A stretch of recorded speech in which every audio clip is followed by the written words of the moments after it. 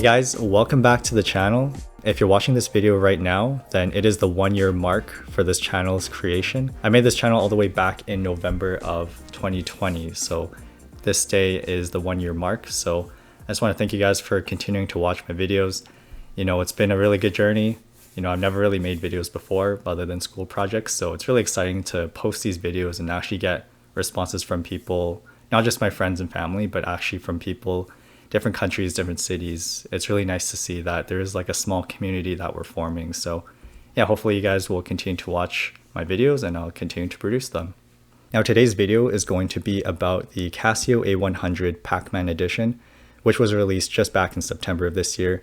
And already, if you look online, the watch is actually quite divisive. Not the other editions, but specifically this one right here on my wrist, the Pac-Man edition. Some people love it and some people really hate it. But I would say that I'm a pretty common, reasonable person. So I'm going to share with you my thoughts. And obviously I liked it enough to purchase it. So I'm going to show you the pros and cons of this watch. And without further ado, let's start the review. So just as a bit of background, this watch is part of the A100 series, and it's one of 4 models released back in September, the other models being in silver, gunmetal, and gold. These watches are homages to the F100 series, which appeared in the first Alien movie back in 1979. There really is no direct connection between Casio and Pac-Man, other than the fact that they represent the 80s era. In terms of presentation, watch collectors can rejoice because the watch comes in a special Pac-Man themed packaging which matches the color and theme of the watch pretty well. Don't get your hopes up too high though, because the packaging is still made of cheap cardboard and plastic. And once you're inside, you'll find the standard instructions and warranty information, but overall the box and papers are pretty standard for all of Casio's vintage style digital watches, and this watch is no different. In terms of dimensions, we have 32.5mm in width, 40mm lug to lug, 9mm in thickness, 18mm lugs, and the bracelet tapers down to 15mm. The battery life is rated for 3 years, but I'm sure if you don't use the functionalities too much, you could stretch that to 5 years at least. In terms of materials, we have a mineral crystal protecting the display, the watch is encased in gold resin, which is essentially plastic, and we have a stainless steel back and bracelet. Now for those of you who have never owned a watch with a resin case, I will have to warn you that it is pretty scratch prone, and even when I use the calipers to measure the dimensions, I actually put a few scratches onto the case. Now of course, a watch with a stainless steel or titanium case will scratch eventually as well, but definitely resin is the most vulnerable to this. Now comparing the design to the F100 that was released decades ago, you can see that the A100 has a pretty similar shape with the square case and the cut off corners. They also both have 4 buttons that controls the display up top. So overall, it's definitely a remake of the original. I never actually watched the Alien movie before, and it came out before I was born. So while this watch does give off that vintage vibe, I don't have a personal feeling of nostalgia when I wear it. Now because this is the Pac-Man edition, there are some differences when we compare it to the A100s that also debuted this year. The Pac-Man edition has way less writing on the front. For the other models, the writing at the top shows the different functions that the display can show, which I'll get to later. The only writing that the Pac-Man edition retains is the Casio name and the illuminator in a Pac-Man style font. The A100s also have color bars beside the button to differentiate them, but the Pac-Man edition removed those. And with all that free real estate on the front, they also put in a nice Pac-Man design all over, featuring Pac-Man himself, the pellets scattered around the maze, the ghosts, and even a cherry in the middle. This theme continues onto the bracelet, and what I found interesting is that on the top bracelet, you can see that Pac-Man is close to devouring a power pellet with a ghost chasing him from behind. When you switch to the bottom bracelet, you see that he's already eaten the pellet, and the ghosts are now trying to steer clear of him.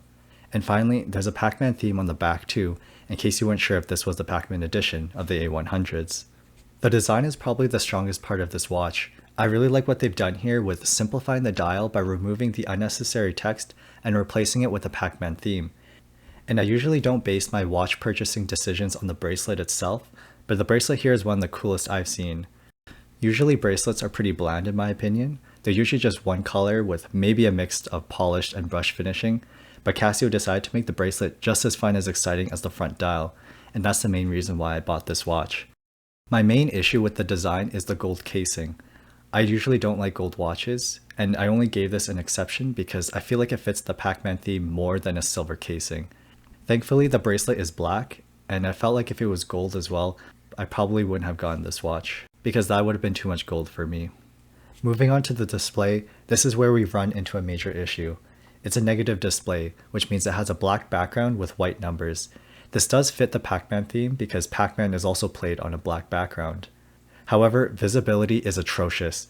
In moderate or low lighting, you can barely see the display, and unless you look at it head on, you won't see it at all.